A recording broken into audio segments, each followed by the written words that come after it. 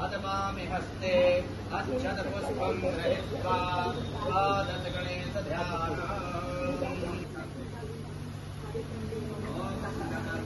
लक्ष्मी नारायणाभ्यां नमः।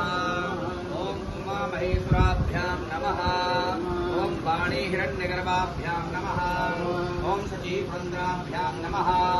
ओम इष्टदेवताभ्यो नमः। ओम कुलदेवताभ्यो नमः। ओम ग्रामदेवताभ्यो नमः। ओम स्थानदेवताभ्यो नमः। ओम वास्तुपुरुषाय नमः। ओम मातृपितृगणेभ्यो नमः। ओम सर्वेभ्यो देवेभ्यो नमः। ओम सर्वेभ्यो तीर्थेभ्यो नमः। एतत् कर्मधानदेवताभ्यो नमः।